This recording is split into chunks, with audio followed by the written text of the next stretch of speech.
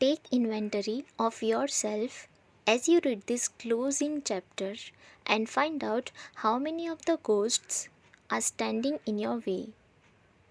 Before you can put any portion of this philosophy into successful use, your mind must be prepared to receive it.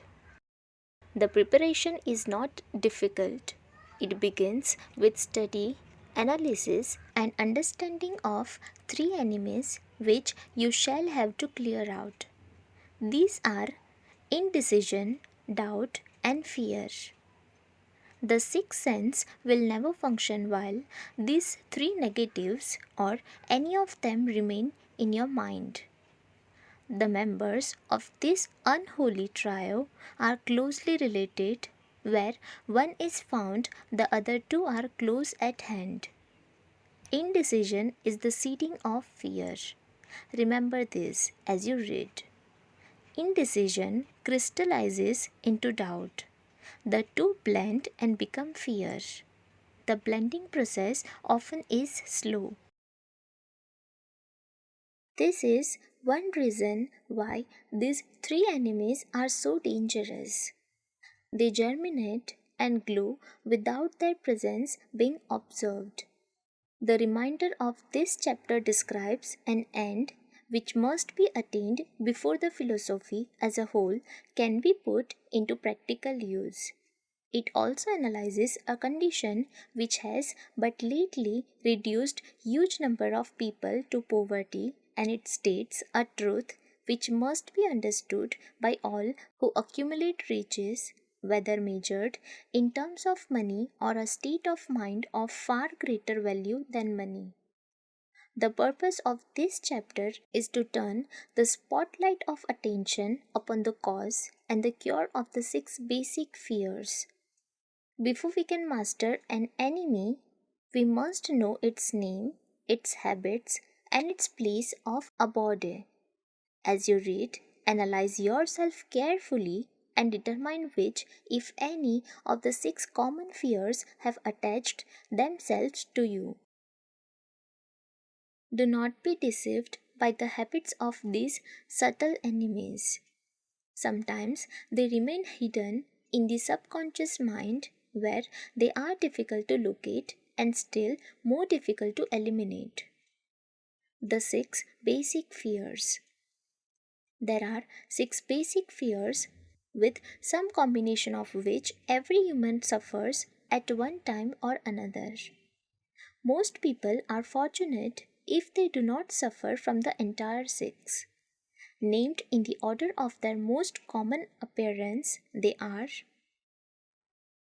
the fear of poverty at the bottom of, the fear of criticism, most of ones, the fear of ill health, worries, loss of love of someone, old age, death. All other fears are of minor importance. They can be grouped under these six headings. The prevalence of these fears as a curse to the world runs in cycles. For almost 6 years, while the depression was on, we floundered in the cycle of fear of poverty. During the World War, we were in the cycle of fear of death. Just following the war, we were in the cycle of fear of ill health, as evidenced by the epidemic of disease which spread itself all over the world. Fears are nothing more than states of mind. One state of mind is subject to control and direction. Physicians, as everyone knows, are less subject to attack by disease than ordinary laymen, for the reason that physicians do not fear disease. Physicians without fear or hesitation have been known to philosophy contact hundreds of people daily who were suffering from such contagious disease as smallpox without becoming infected. Their immunity against the disease consisted largely, if not solely, in their absolute lack of fear. Man can create nothing which he does not first conceive in the form of an impulse of thought. Following this statement comes another of still greater importance, namely, man's thought impulses begin immediately to translate themselves into their physical equivalent, whether those thoughts are voluntary or involuntary. Thought impulses, which are picked up through the ether by mere chance, may determine one's financial, business, professional, or social destiny just as surely as do the thought impulses which one creates by intent and design. We are here laying the foundation for the presentation of a fact of great importance to the person who does not understand why some people appear to be lucky while others of equal or greater ability, training, experience, and brain capacity seem destined to ride with misfortune. This fact may be explained by the statement that every human being has the ability to completely control his own mind, and with this control, obviously, every person may open his mind to the trapped thought impulses which are being released by other brains, or close the doors tightly and admit only thought impulses of his own choice. Nature has endowed man with absolute control over but one thing, and that is thought. This fact, coupled with the additional fact that everything which man creates begins in the form of a thought, leads one very near to the principle by which fear may be mastered. If it is true that all thought has a tendency to clothe itself in its physical equivalent, it is equally true that thought impulses of fear and poverty cannot be translated into terms of courage and financial gain. The people of America began to think of poverty following the Wall Street crash of 1929. Slowly but surely, that mass thought was crystallized into its physical equivalent, which was known as a depression. This had to happen. It is in conformity with the laws of nature. The fear of poverty. There can be no compromise between poverty and riches. The two roads that lead to poverty and riches travel in opposite directions. If you want riches, you must refuse to accept any circumstance that leads towards poverty. The starting point of the path that leads to riches is desire. In chapter 1, you received full instructions for the proper use of desire. In this chapter on fear, you have complete instructions for preparing your mind to make practical use of desire. Here, then, is the place to give yourself a challenge which will definitely determine how much of this philosophy you have absorbed. Here is the point at which you can turn prophet and foretell accurately what the future holds in store for you. If, after reading this chapter, you are willing to accept poverty, you may as well make up your mind to receive poverty. This is one decision you cannot avoid. If you demand riches, determine what form and how much will be required to satisfy you. You know the road that leads to riches. You have been given a road map which, if followed, will keep you on that road. If you neglect to make the start or stop before you arrive, no one will be to blame but you.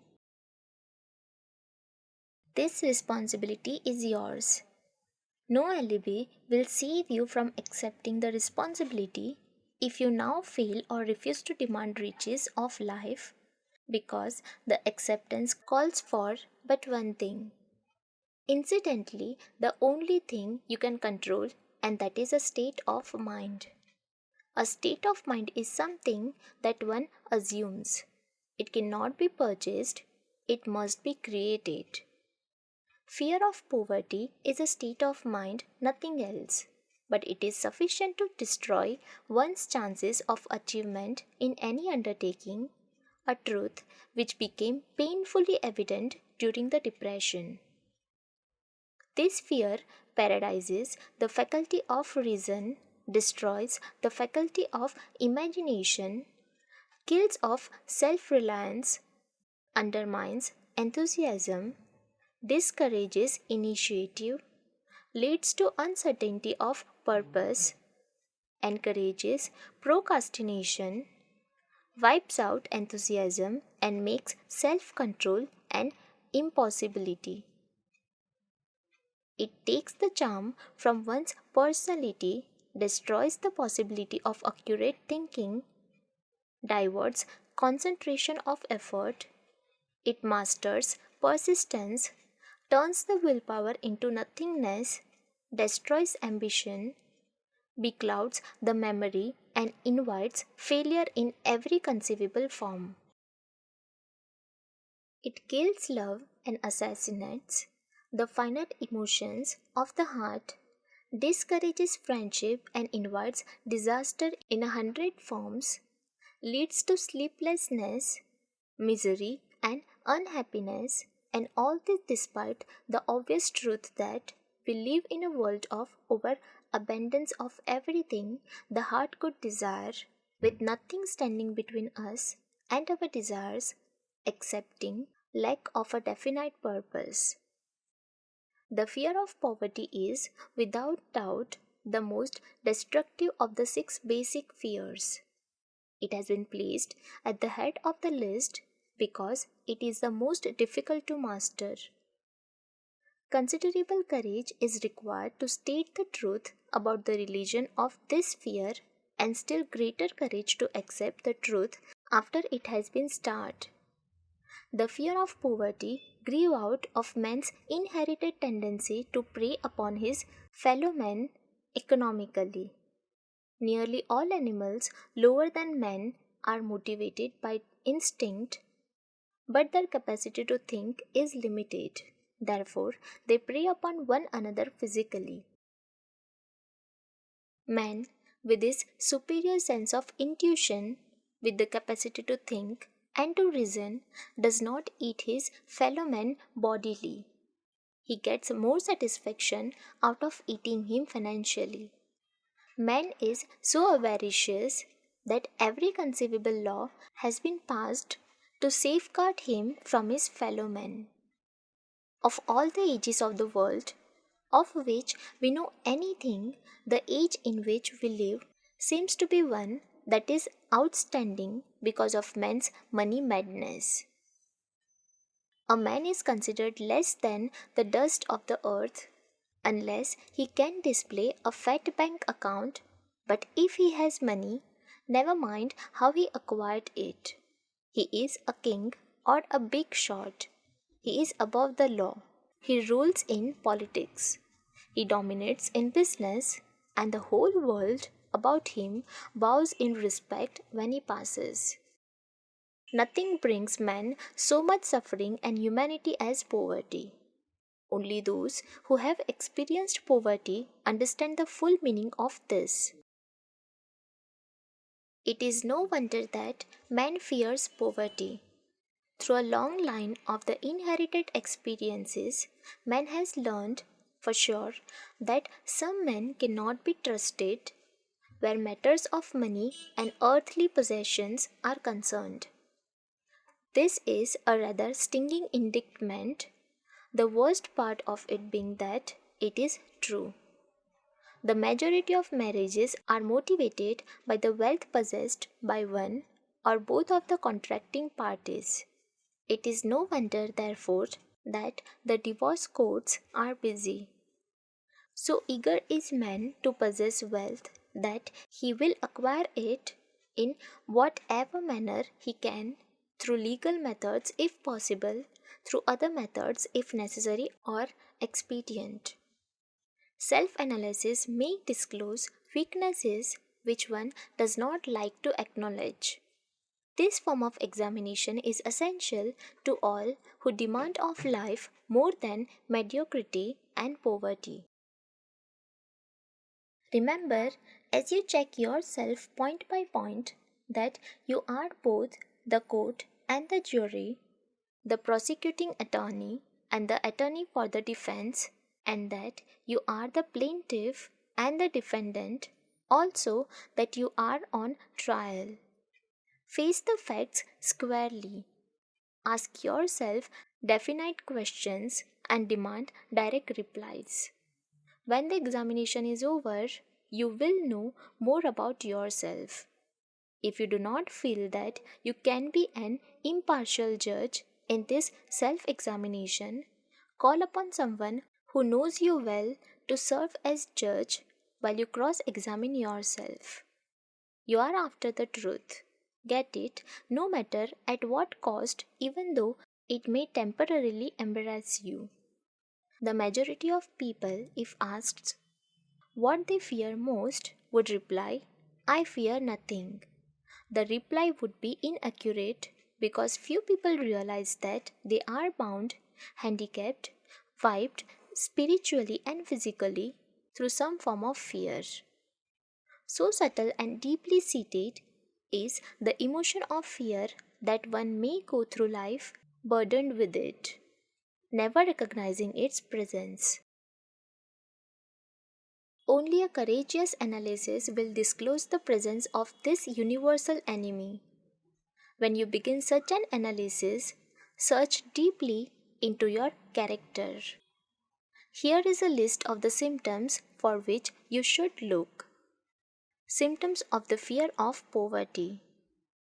Indifference, commonly expressed through lack of ambition, willingness to tolerate poverty, acceptance of whatever compensation life may offer without protest, mental and physical laziness, lack of initiative, imagination, enthusiasm, and self control. Indecision, the habit of permitting others to do one's thinking, staying on the fence. Doubt, generally expressed through alibis and excuses designed to cover up, explain away, or apologize for one's failures, sometimes expressed in the form of envy of those who are successful or by criticizing them. Worry, usually expressed by finding fault with others, a tendency to spend beyond one's income, neglect of personal appearance, scolding and frowning, intemperance in the use of alcoholic drink, sometimes through the use of narcotics, nervousness, lack of poise, self consciousness, and lack of self reliance. Overcaution, the habit of looking for the negative side of every circumstance, thinking and talking of possible failure instead of concentrating upon the means of succeeding. Knowing all the roads to disaster, but never searching for the plans to avoid failure.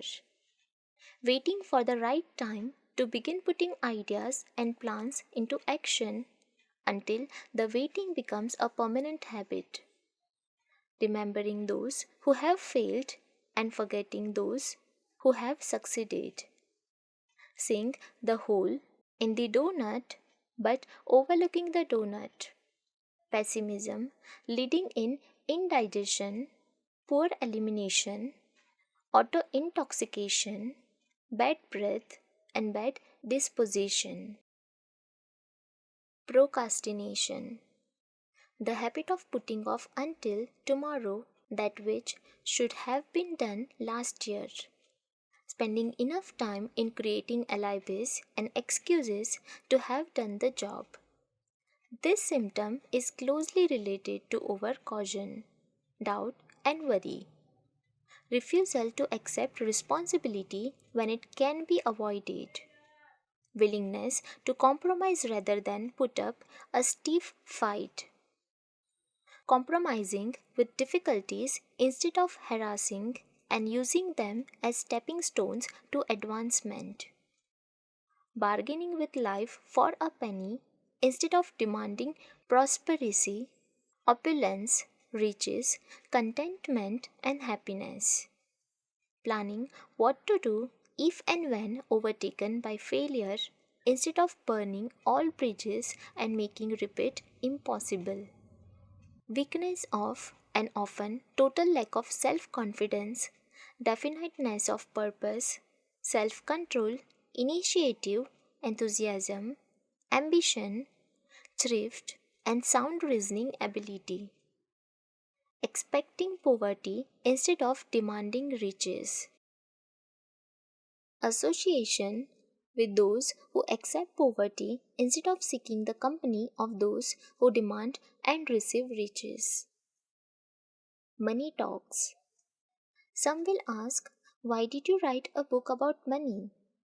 Why measure riches in dollars alone?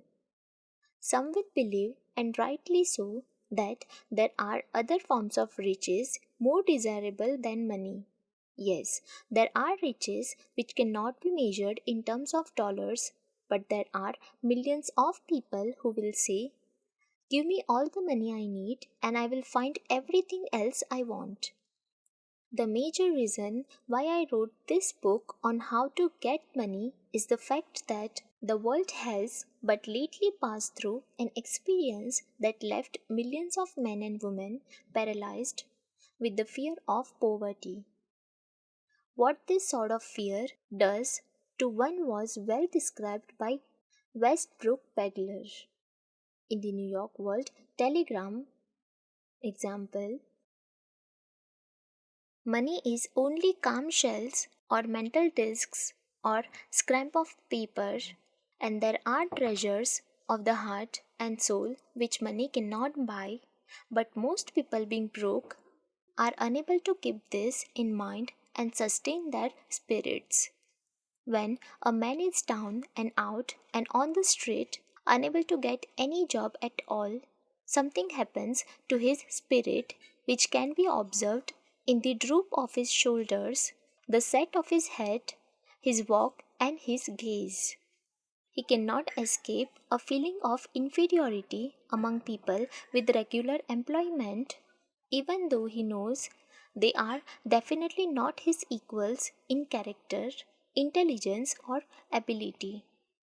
These people, even his friends, feel, on the other hand, a sense of superiority and regard him, perhaps unconsciously, as a casualty.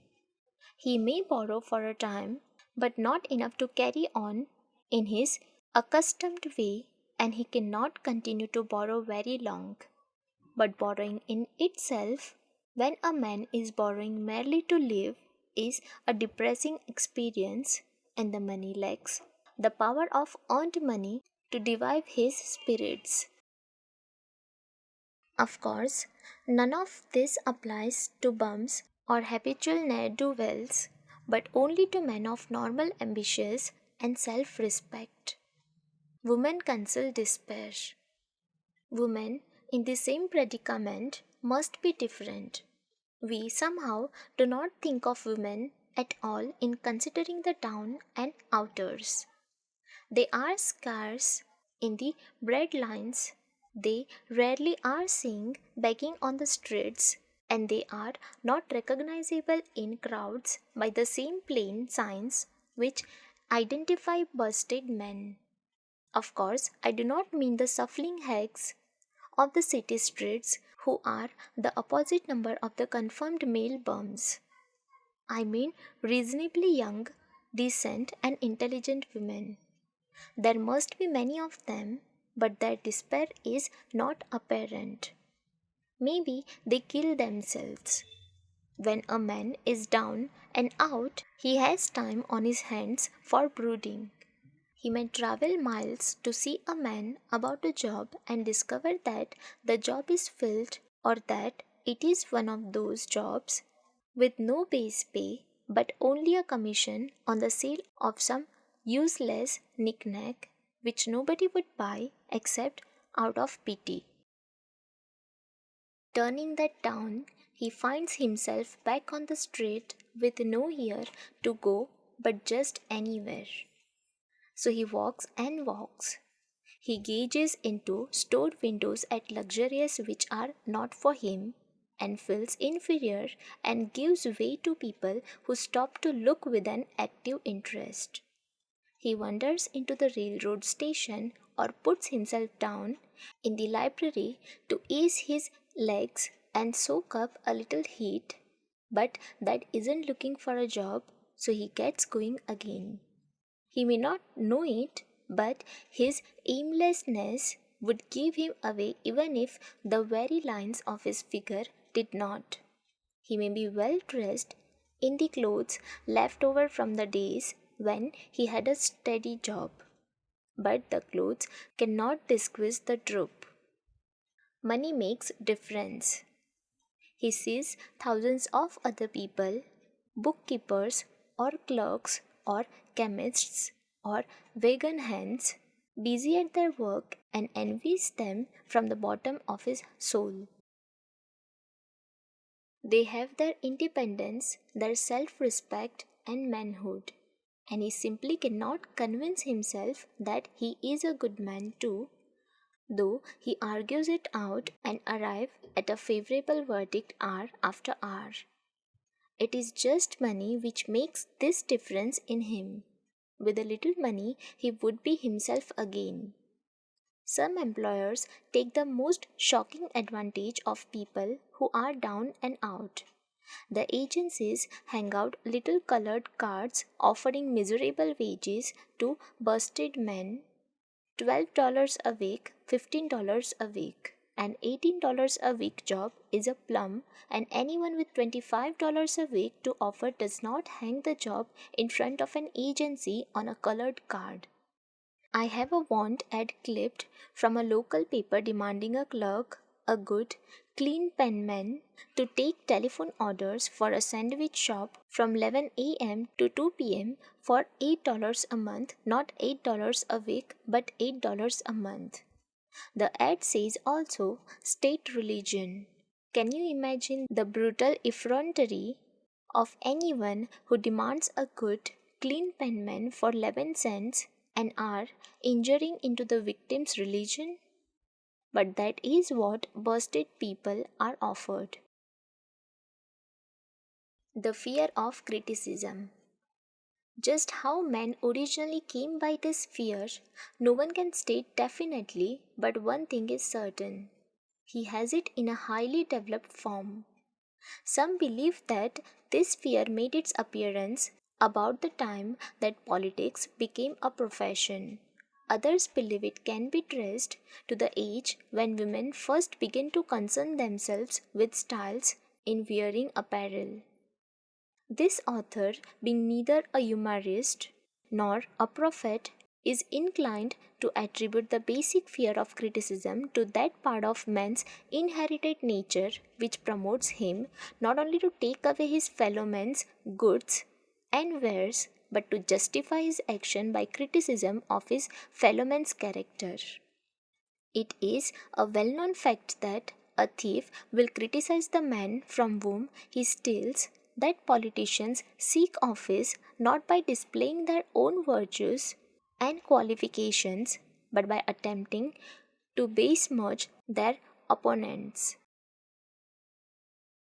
The fear of criticism takes on many forms, the majority of which are petty and trivial.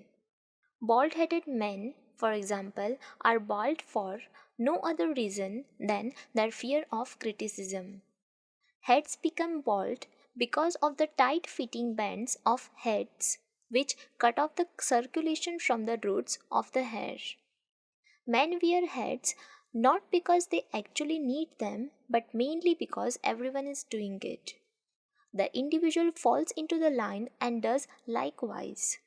Let some other individual criticize him.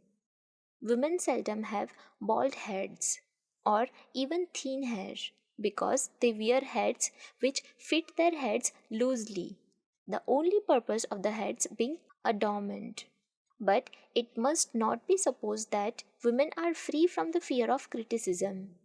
If any woman claims to be superior to men with reference to this fear, ask her to walk down the street wearing a hat of the vintage of 1890. The astute manufacturers of clothing have not been slow to capitalize this basic fear of criticism with which all mankind has been cursed. Every season, the styles in many articles of wearing apparel change. Who establishes the styles? Certainly not the purchaser of clothing, but the manufacturer. Why does he change the styles so often? The answer is obvious. He changes the styles so he can sell more clothes.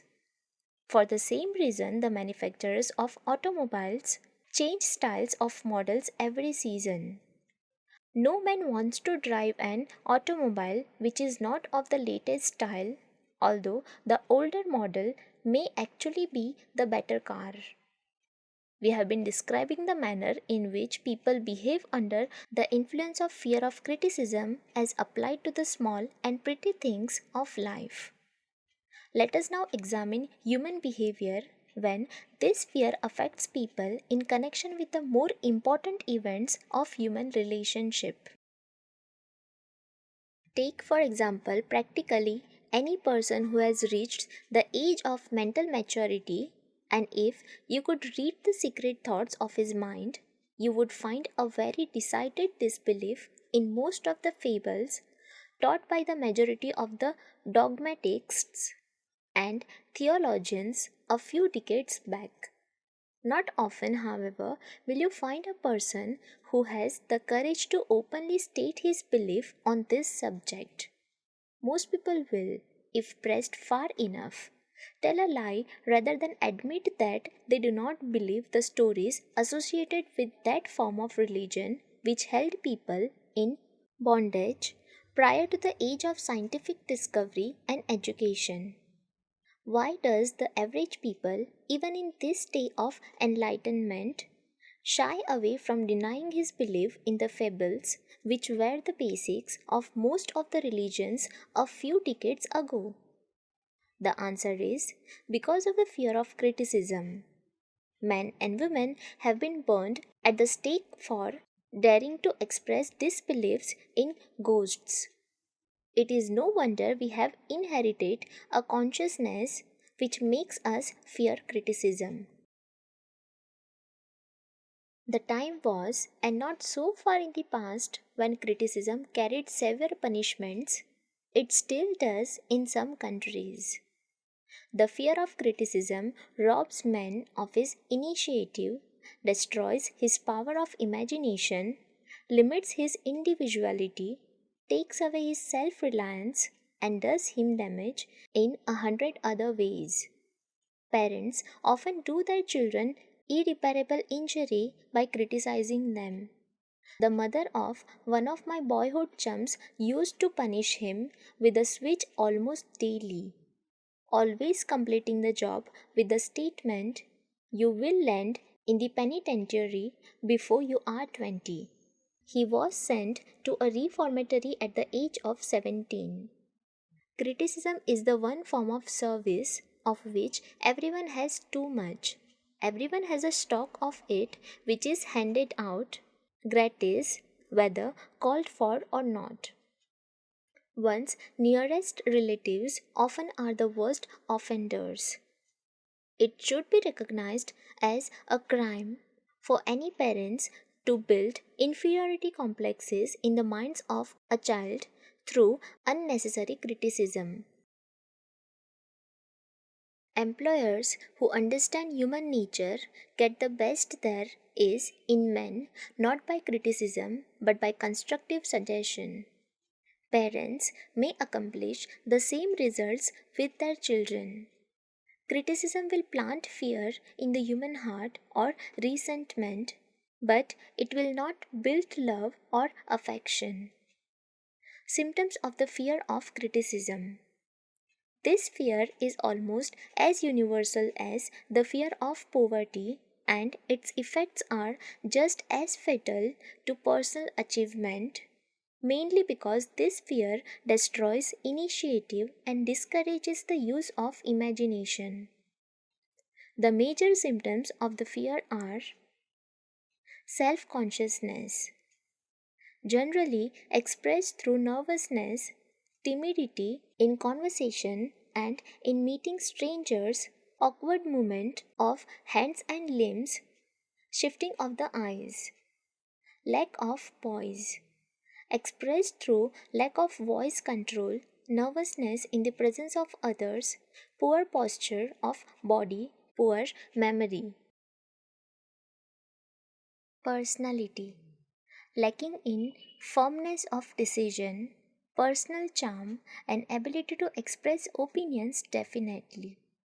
The habit of sidestepping issues instead of meeting them squarely. Agreeing with others without careful examination of their opinions.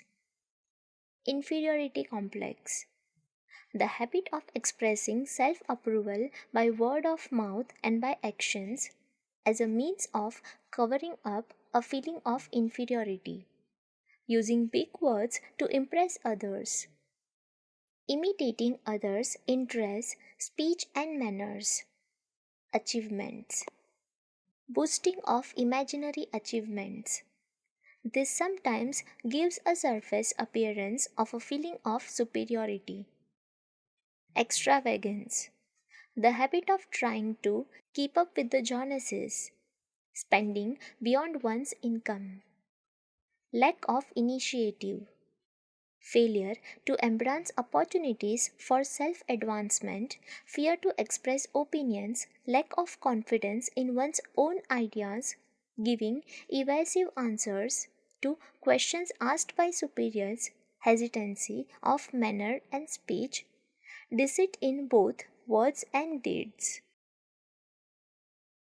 Lack of ambition, mental and physical laziness, lack of self assertion, slowness in reaching decisions, easily influenced by others, the habit of criticizing others behind their backs and flattering them to their faces, the habit of accepting defeat without protest, quitting an undertaking when opposed by others, suspicious of other people without cause, lacking in tactfulness of manner and speech, unwillingness to accept the blame for mistakes. The fear of ill health. This fear may be traced to both physical and social heredity. It is closely associated as to its origin with the causes of fear of old age and the fear of death because it leads one closely to the border of terrible words of which man knows not but concerning which he has been taught some discomforting stories. The opinion is somewhat general also that certain unethical people engaged in the business of selling health have had not a little to do with keeping alive the fear of ill health. In the main, man fears ill health because of the terrible pictures which has been planted in his mind of what may happen if death should overtake him. He also fears it because of the economic toll which it may claim. A reputable physician estimated that 75% of all people who visit physicians for professional service are suffering with hypochondria. It has been shown most convincingly that the fear of disease, even where there is not the slightest cause for fear, often produces the physical symptoms of the disease feared. Powerful and mighty is the human mind. It builds or it destroys. Playing upon this common weakness of fear of ill health, dispensers of patent medicines have reaped fortunes. This form of imposition upon credulous humanity became so prevalent some 20 years ago that Collier's weekly magazine conducted a bitter campaign against some of the worst offenders in the patent medicine business. During the flu epidemic, which broke out during the World War, the mayor of New York City took drastic steps to check the damage which people were doing themselves through their inherent fear of ill health. He called in the newspapermen and said to them, "Gentlemen, I feel it necessary to ask you not to publish any scare headlines concerning the flu epidemic. Unless you cooperate with me, we will have a situation which we cannot control." The newspapers quit publishing stories about the flu, and within 1 month the epidemic had been successfully checked. Through a series of experiments conducted some years ago, it was proved that people may be made ill by suggestion. We conducted this experiment by causing 3 acquaintances to visit the victims, each of whom asked the question, "What ails you? You look terribly ill." The first questionnaire usually provoked a grin and a nonchalant, "Oh, nothing, I am all right," from the victim. The second questionnaire usually was answered with the statement, "I don't know exactly, but I do feel badly."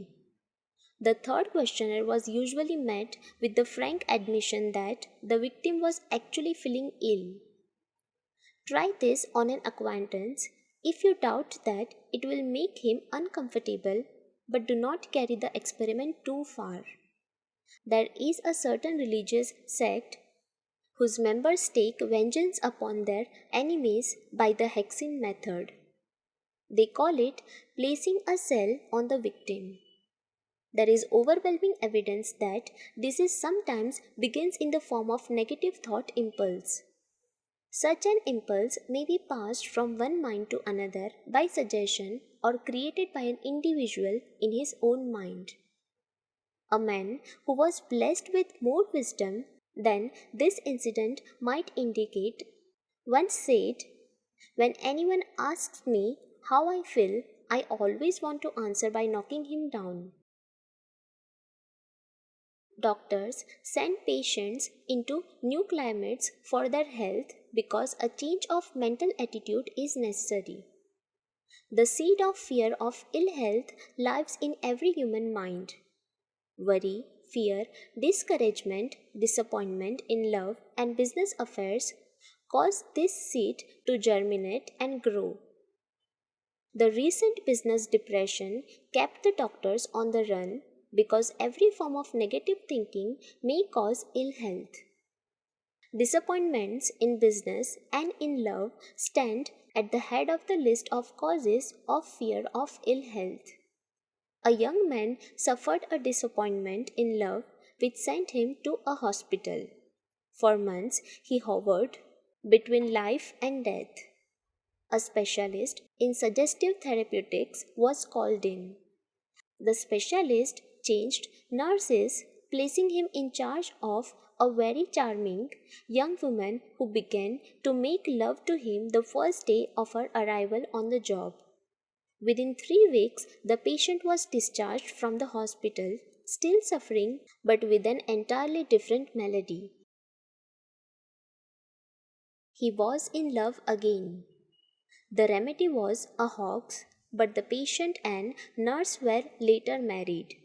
Both are in good health at the time of this writing. Symptoms of the fear of ill health.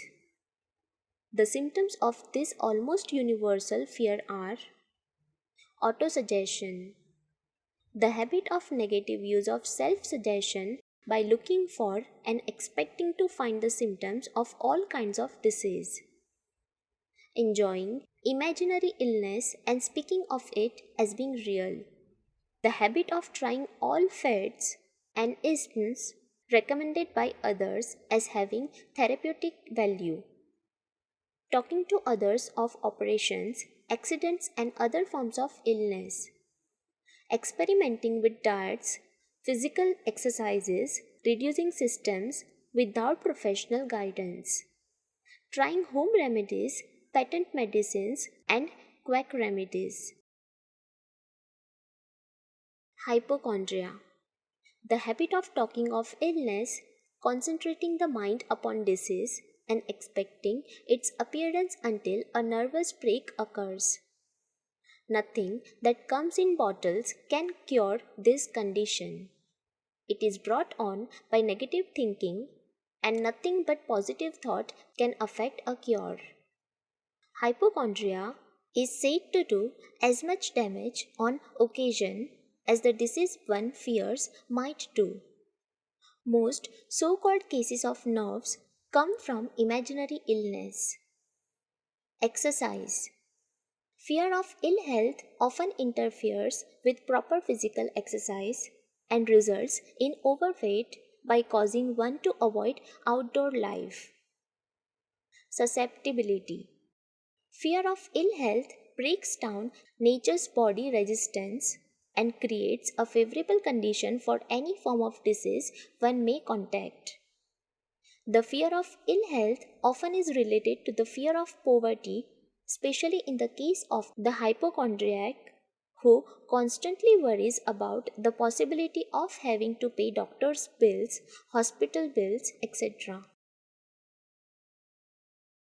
This type of person spends much time preparing for sickness, talking about death, saving money for cemetery lots and burial expenses, etc. Self-coddling. The habit of making a bid for sympathy using imaginary illness as the lure. The habit of feigning illness to cover plain laziness or to serve as alibi for lack of ambition. Intemperance. The habit of using alcohol or narcotics to destroy pains such as headaches, neuralgia, etc., instead of eliminating the cause. The habit of reading about illness and worrying over the possibility of being stricken by it. The habit of reading patent medicine advertisements. The fear of loss of love. The original source of this inherent fear needs but little description because it obviously grew out of man's polygamous habit of stealing his fellow man's mate and his habit of taking liberties with her whenever he could. Jealousy and other similar forms of dementia praecox grow out of man's inherited fear of the loss of love of someone. This fear is the most painful of all the 6 basic fears. It probably plays more havoc with the body and mind than any of the other basic fears, as it often leads to permanent insanity. The fear of the loss of love probably dates back to the Stone Age when men stole women by brute force. They continue to steal females, but their technique has changed. Instead of force, they now use persuasion, the promise of pretty clothes, motor cars, and other bait much more effective than physical force. Man's habits are the same as they were at the dawn of civilization, but he expresses them differently. Careful analysis has shown that women are more susceptible to this fear than men. This fact is easily explained. Women have learned from experience that men are polygamous by nature, that they are not to be trusted in the hands of rivals. Symptoms of the fear of loss of love.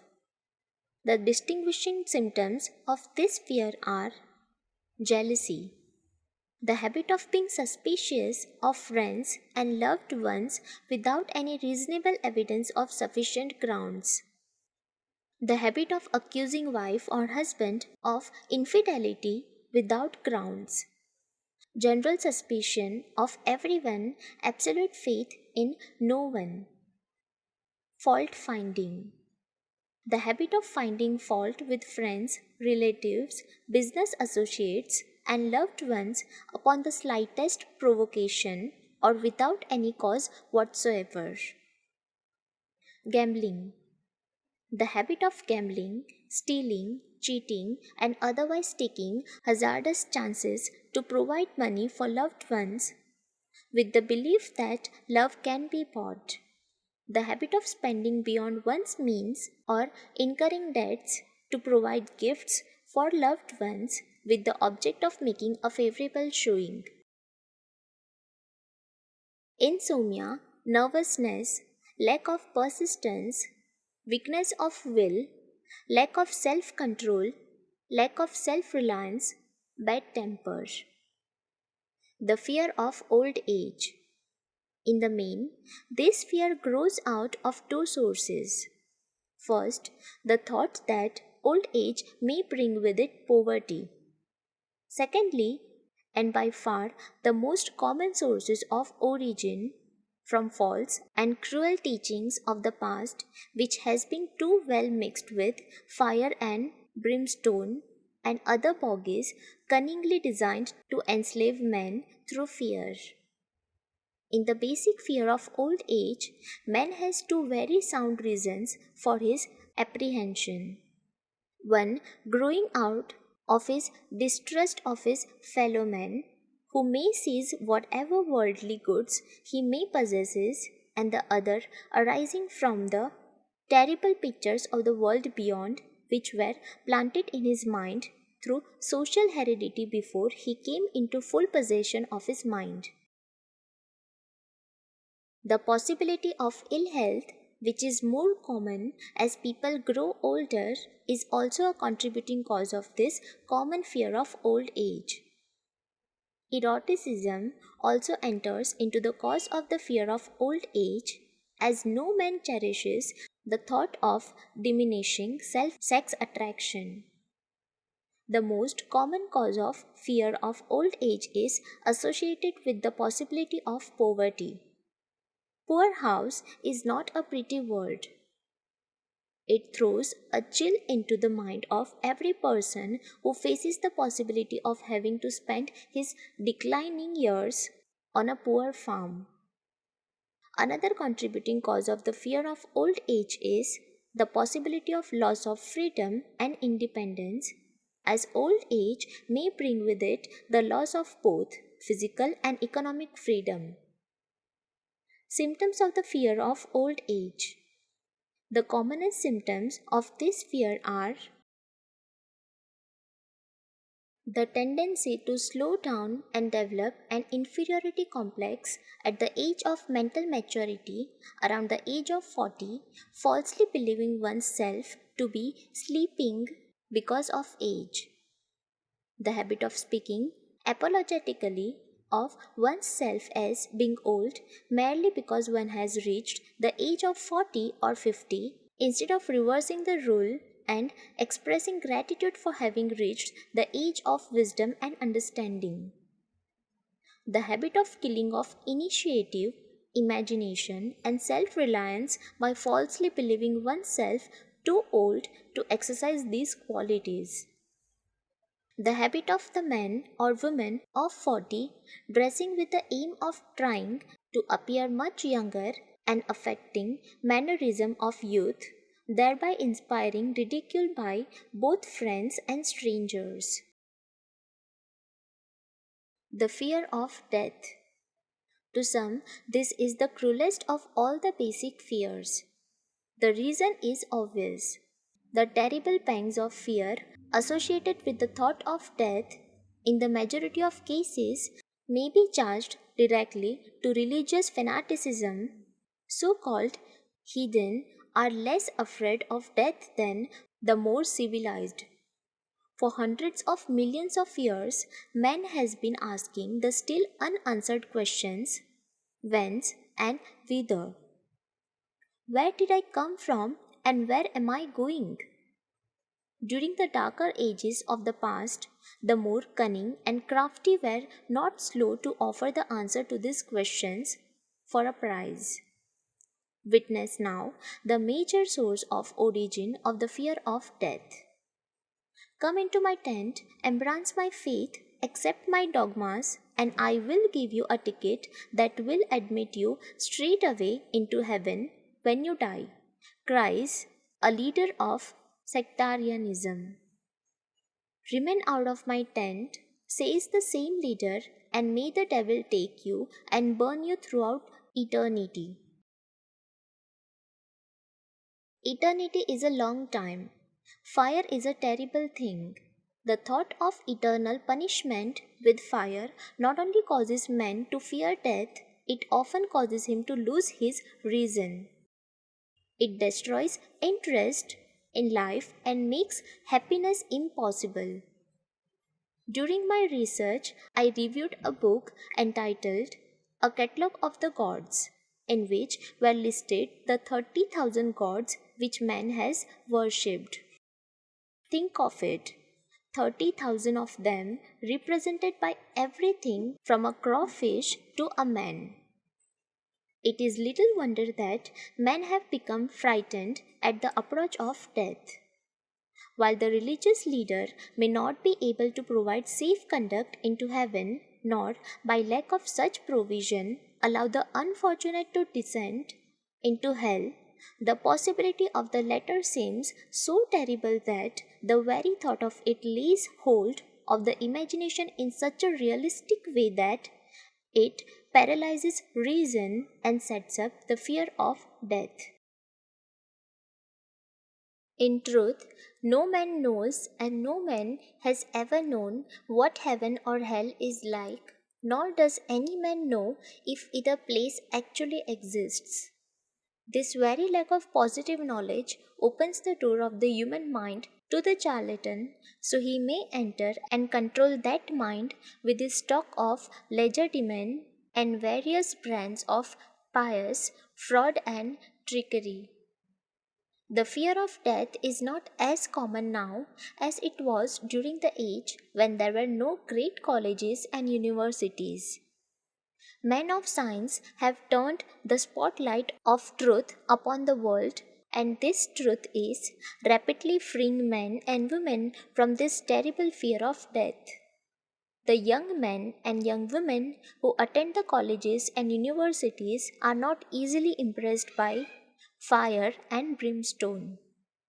Through the aid of biology, astronomy, geology, and other related sciences, the fears of the Dark Ages, which gripped the minds of men and destroyed their reason, have been dispelled. Insane asylums are filled with men and women who have gone mad because of the fear of death. This fear is useless. Death will come no matter what anyone may think about it. Accept this as a necessity and pass the thought out of your mind. It must be a necessity or it would not come to all. Perhaps it is not as bad as it has been pictured. The entire world is made up of only two things, energy and matter. In elementary physics, we learn that neither matter nor energy can be created nor destroyed. Both matter and energy can be transformed, but neither can be destroyed. Life is energy, if it is anything. If either energy nor matter can be destroyed, of course, life cannot be destroyed. Life, like other forms of energy, may be passed through various processes of transition or change, but it cannot be destroyed. Death is mere transition. If death is not mere change or transition, then nothing comes after death except a long, eternal, peaceful sleep, and sleep is nothing to be feared. Thus, you may wipe out forever the fear of death. Symptoms of the fear of death. The general symptoms of this fear are the habit of thinking about dying instead of making the most of life, due generally to lack of purpose or lack of a suitable occupation. This fear is more prevalent among the aged, but sometimes the most youthful are victims of it. The greatest of all remedies for the fear of death is a burning desire for achievement, backed by useful service to others. A busy person seldom has time to think about dying. He finds life too thrilling to worry about death. Sometimes the fear of death is closely associated with the fear of poverty, where one's death would leave loved ones poverty stricken.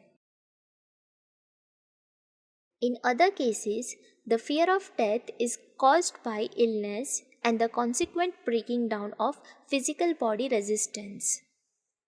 The commonest causes of the fear of death are ill health, poverty, lack of appropriate occupation, disappointment over love, insanity, religious fanaticism. Old man worry. Worry is a state of mind based upon fear. It works slowly but persistently. It is insidious and subtle. Step by step, it digs itself in until it paralyzes one's reasoning faculty, destroys self confidence and initiative. Worry is a form of sustained fear caused by indecision, therefore, it is a state of mind which can be controlled. An unsettled mind is helpless. Indecision makes an unsettled mind.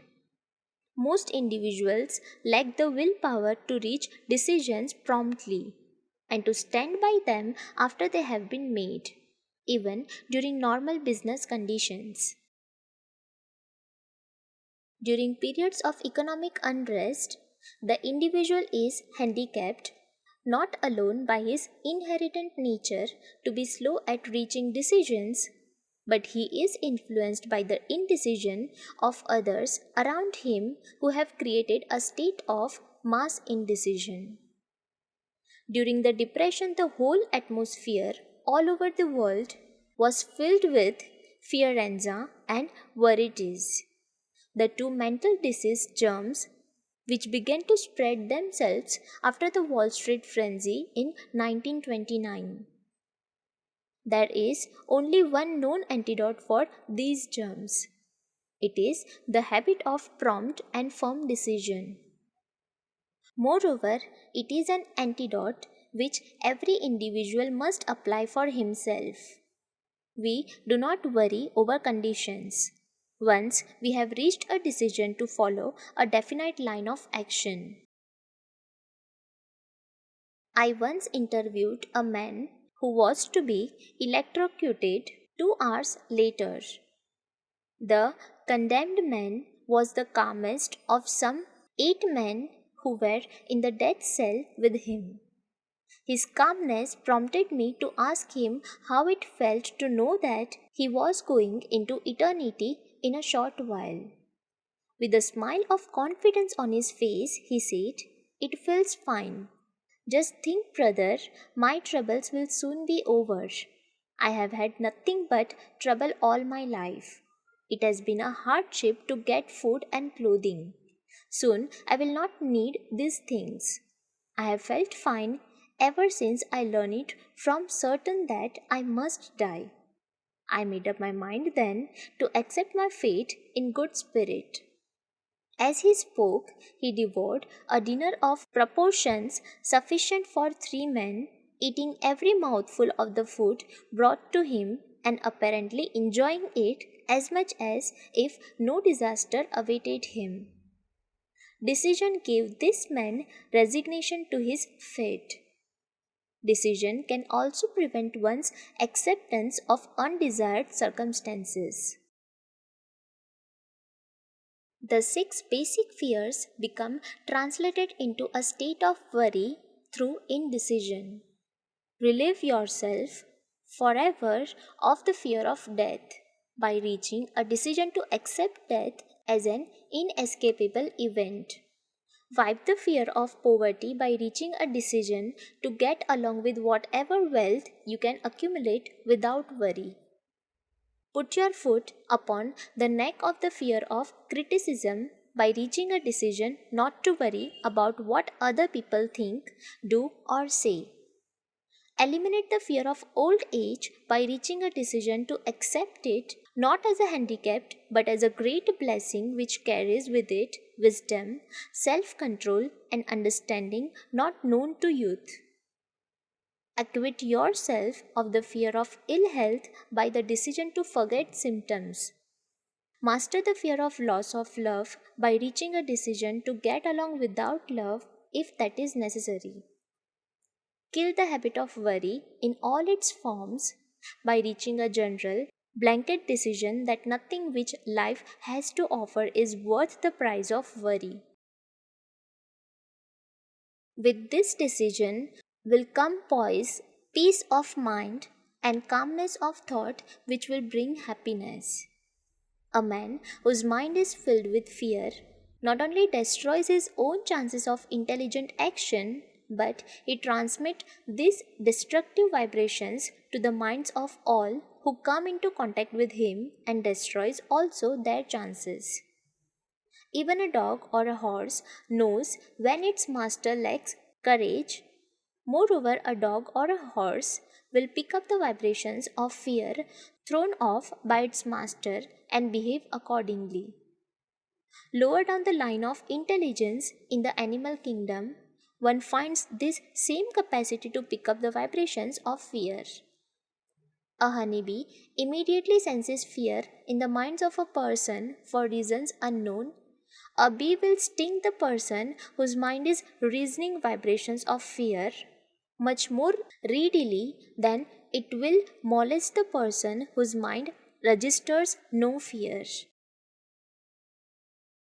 The vibrations of fear pass from one mind to another just as quickly as surely as the sound of the human voice passes from the broadcasting station to the receiving set of a radio and by the self same medium.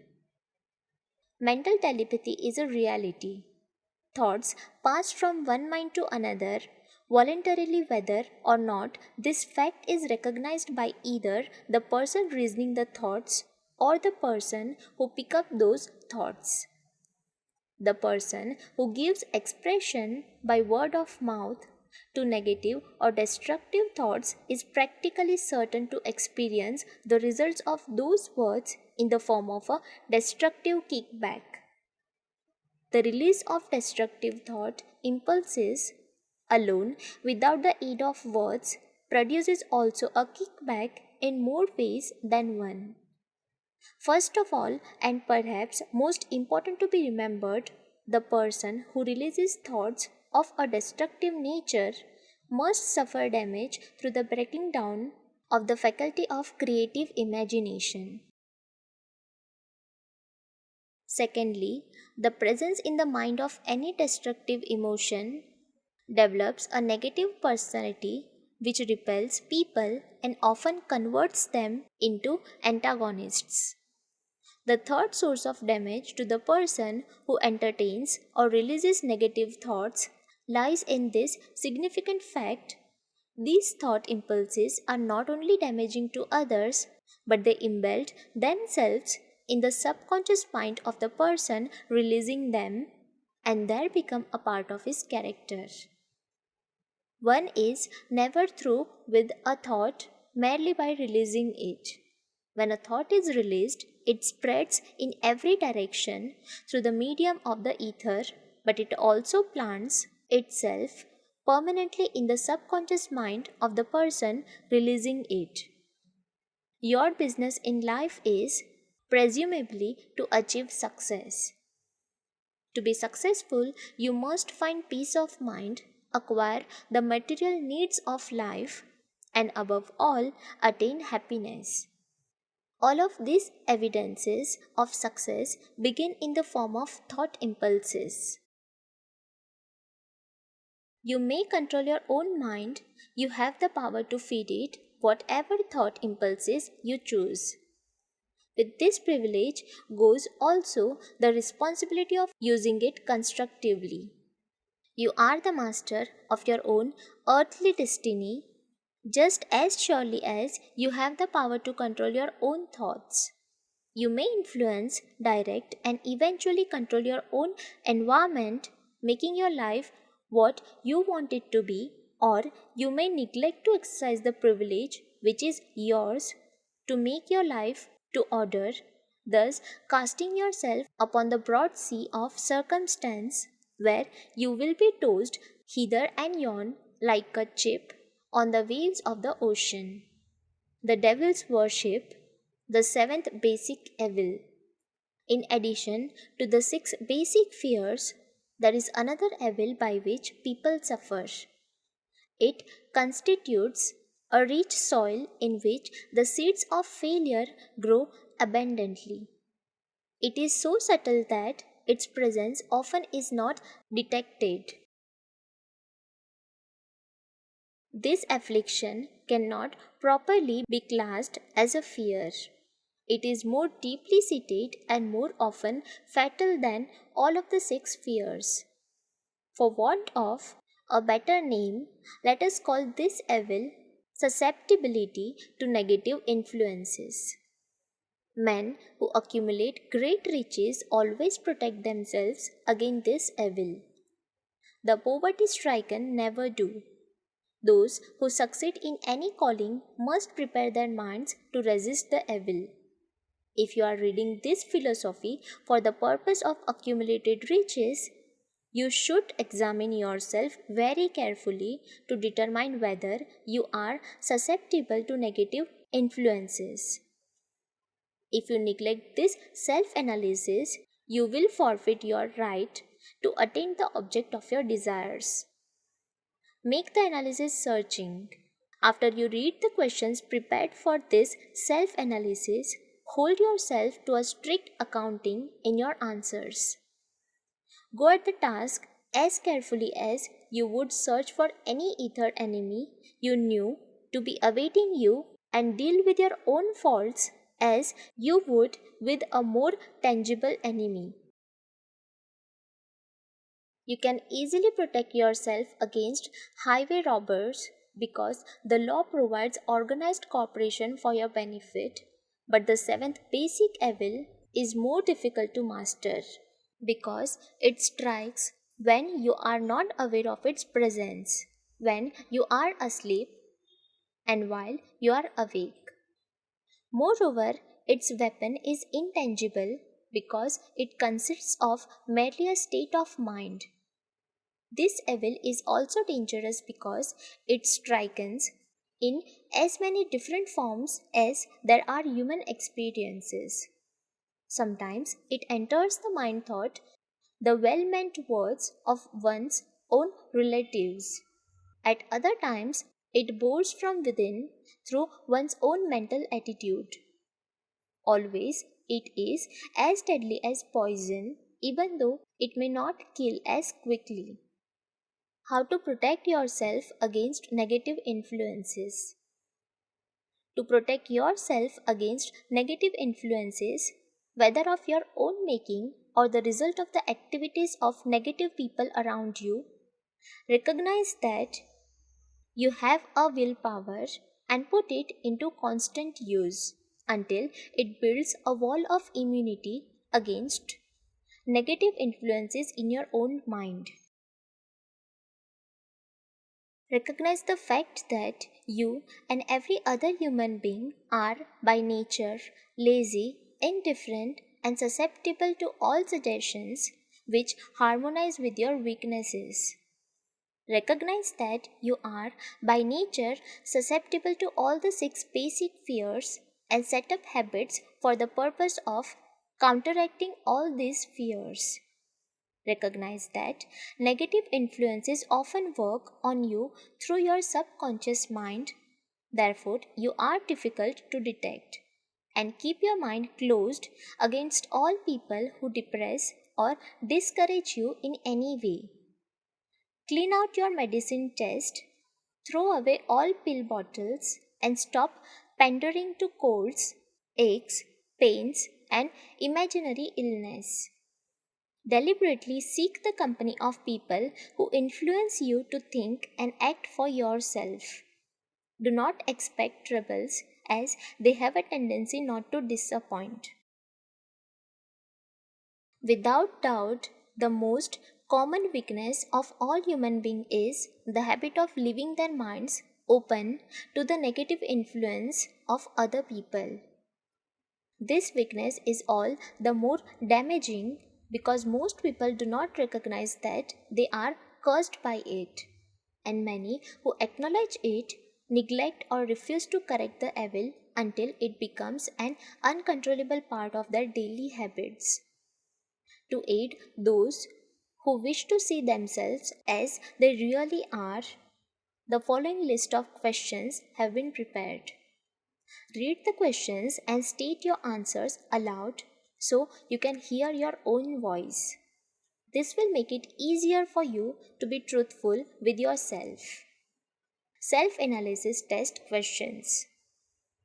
Do you complain often of feeling bad, and if so, what is the cause? Do you find fault with other people at the slightest provocation? Do you frequently make mistakes in your work, and if so, why? Are you sarcastic and offensive in your conversation? Do you deliberately avoid the association of anyone, and if so, why? Do you suffer frequently with indigestion? If so, what is the cause? Does life seem futile and the future hopeless to you? If so, why? Do you like your occupation? If not, why? Do you often feel self pity?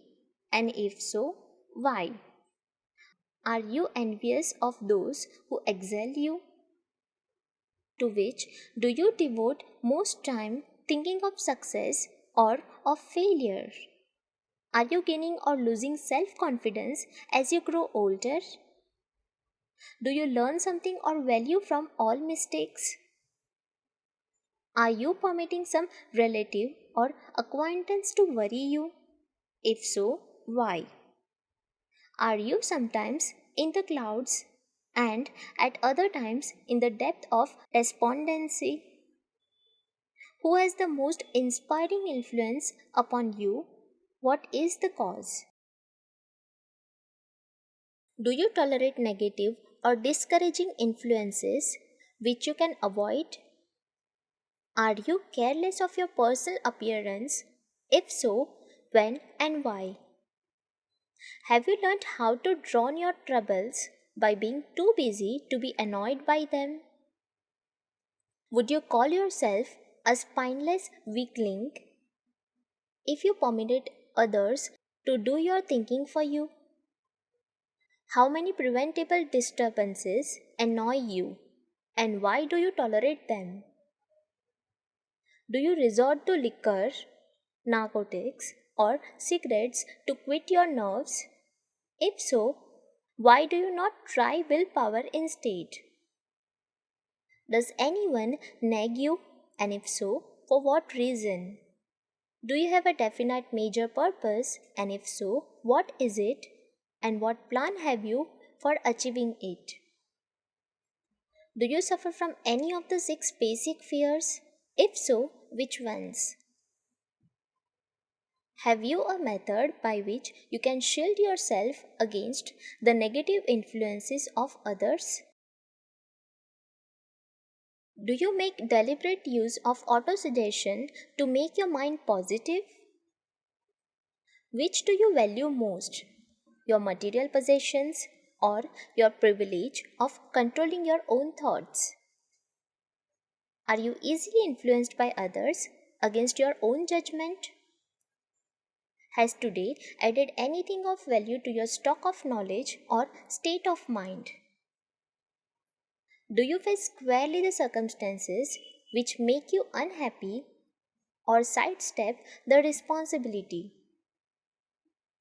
Do you analyze all mistakes and failures and try to profit by them, or do you take the attitude that this is not your duty?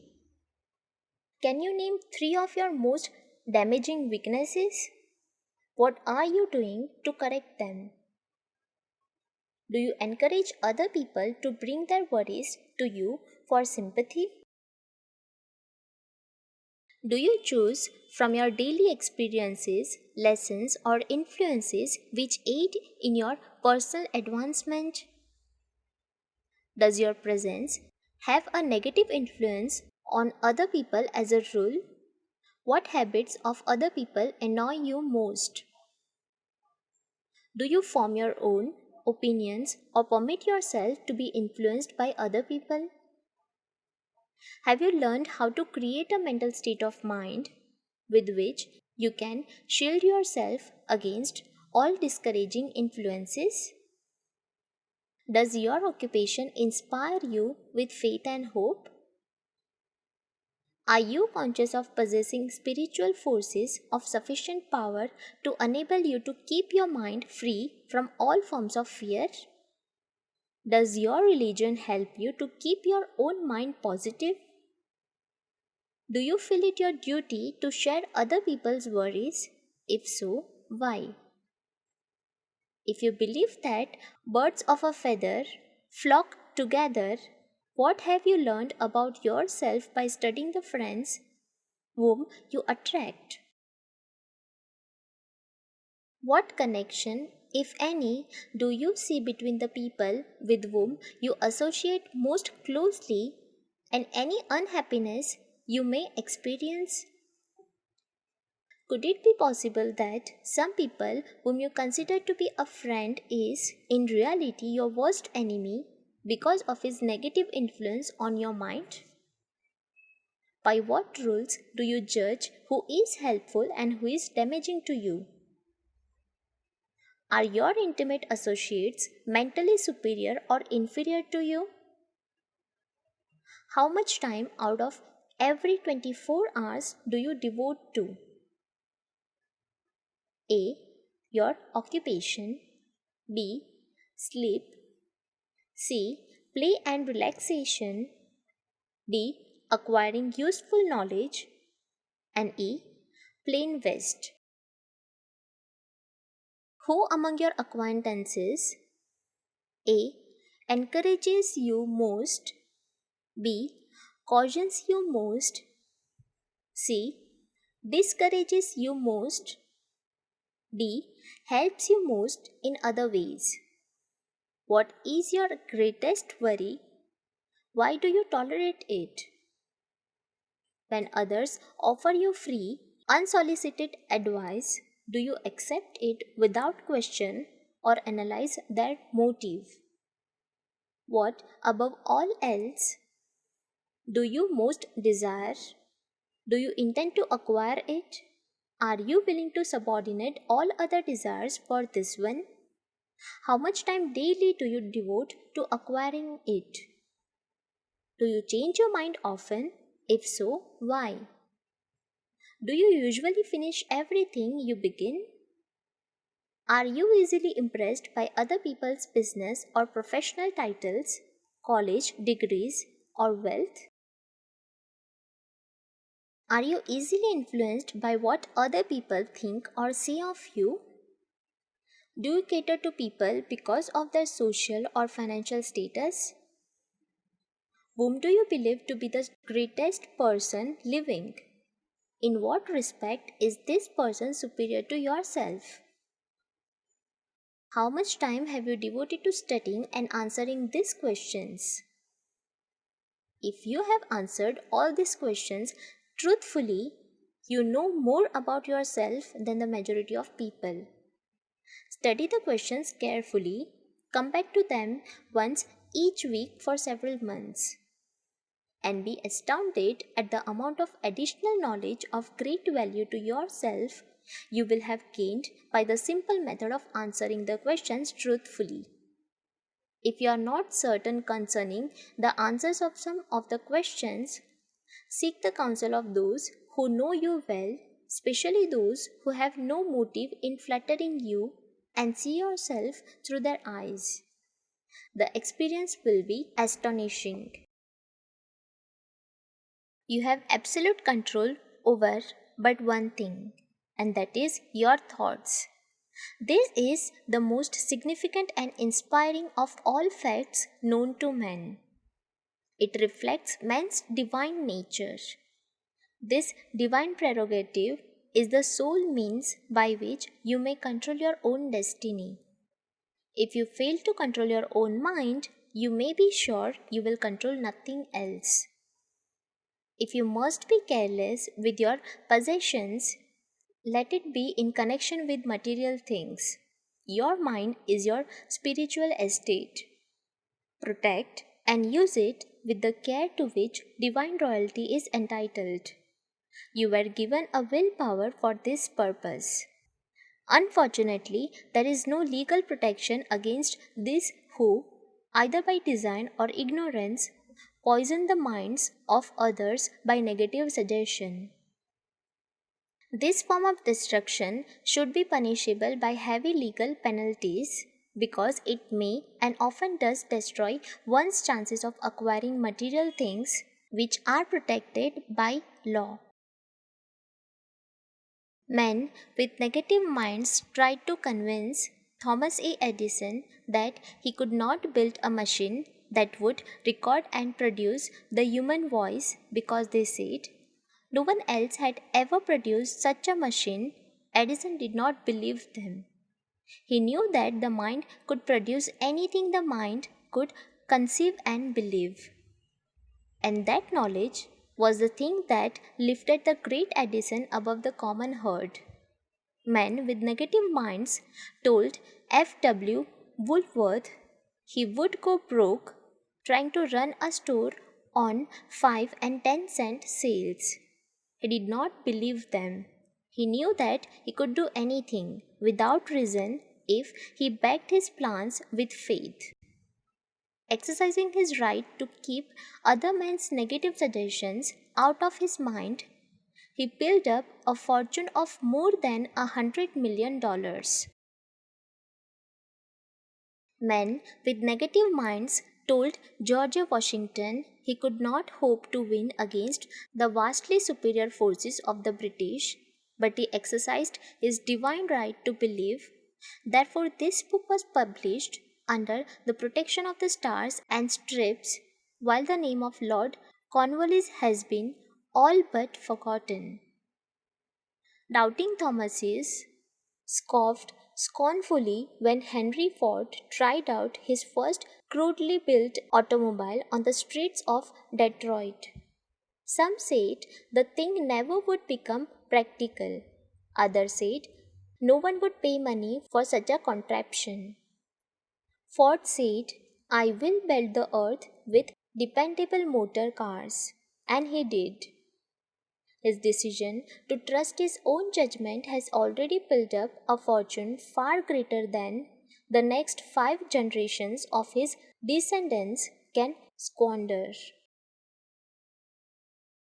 For the benefit of those seeking vast riches, let it be remembered that practically the sole difference between Henry Ford and a majority of the more than 100,000 men who work for him is this: Ford has a mind and controls it. The others have minds which they do not try to control. Henry Ford has been repeatedly mentioned because he is an astounding example of what a man with a mind of his own and a will to control it can accomplish. His record knocks the foundation from under that time-worn alibi. I never had a chance. Ford never had a chance either, but he created an opportunity and backed it with persistence until it made him richer than Cruz.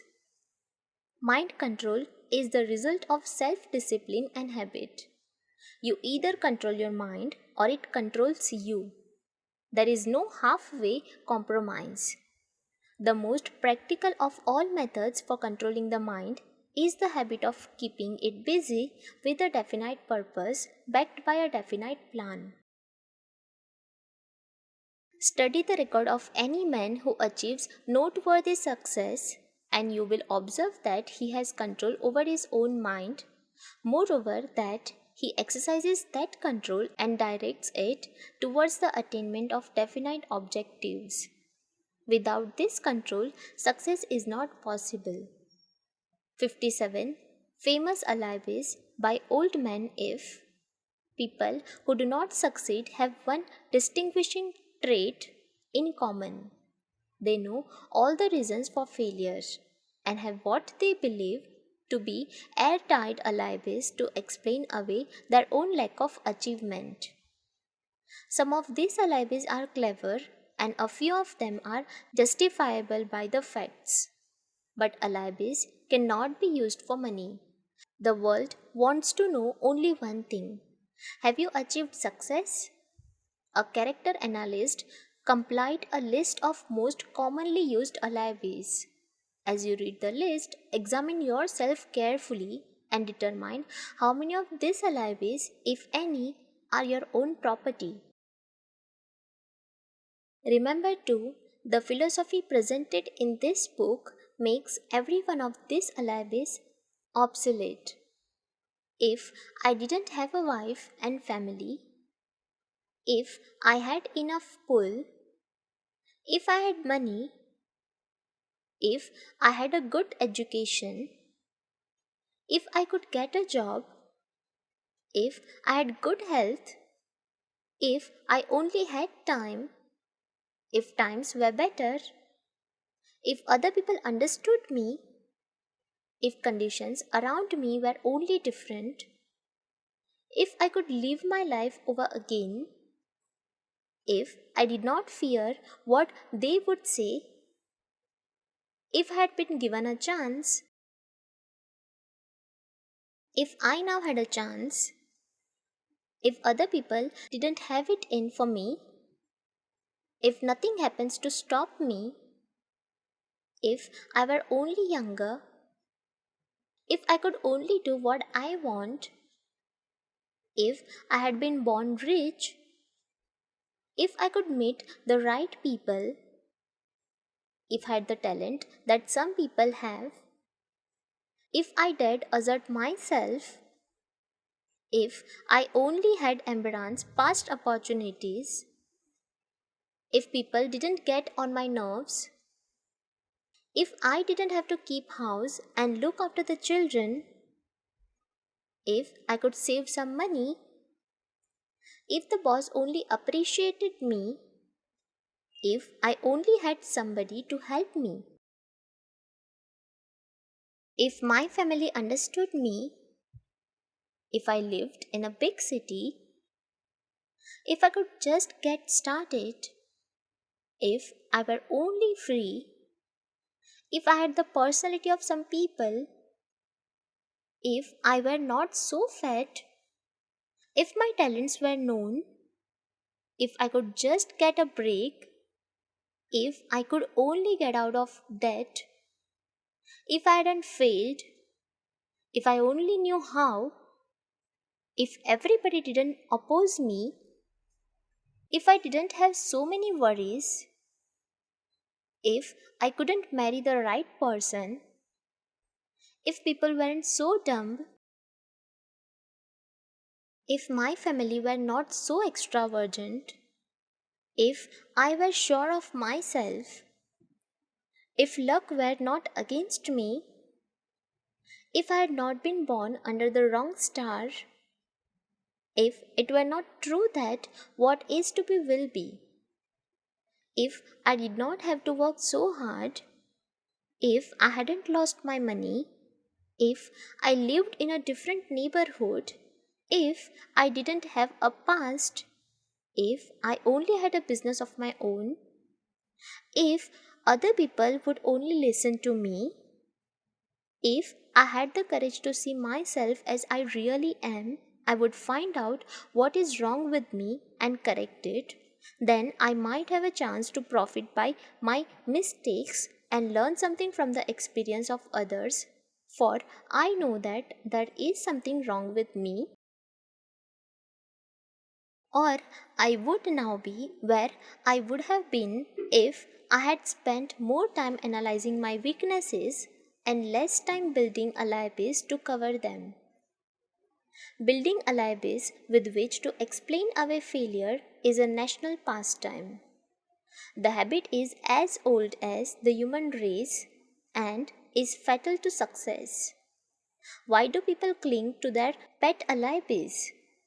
The answer is obvious.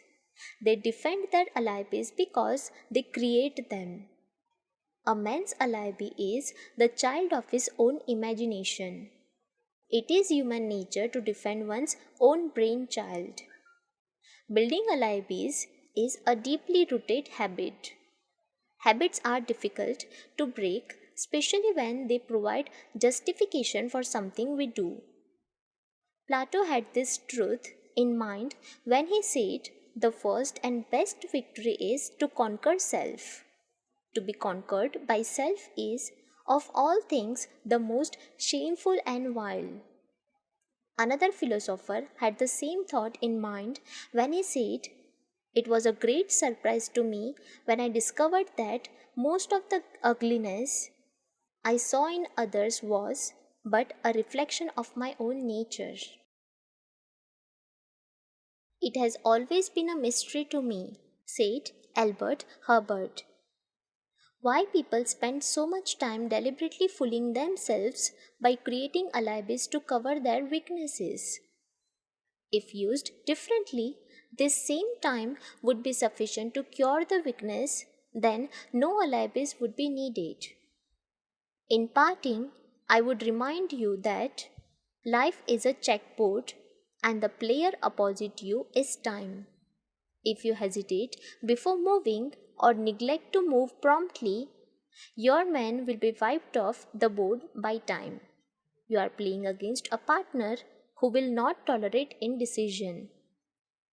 Previously, you may have had a logical excuse for not having forced life to come through with whatever you asked, but that alibi is now obsolete because you are in possession of the master key that unlocks the door to life's bountiful riches. The master key is intangible, but it is powerful. It is the privilege of creating in your own mind a burning desire for a definite form of riches. There is no penalty for the use of the key, but there is a price you must pay if you do not use it. The price is failure. There is a reward of stupendous proportions if you put the key to use. It is the satisfaction that comes to all who conquer self and force life to pay whatever is asked.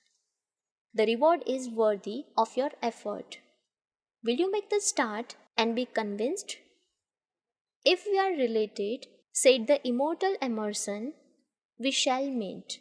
In closing, may I borrow his thought and say, if we are related, we have, through these pages, met.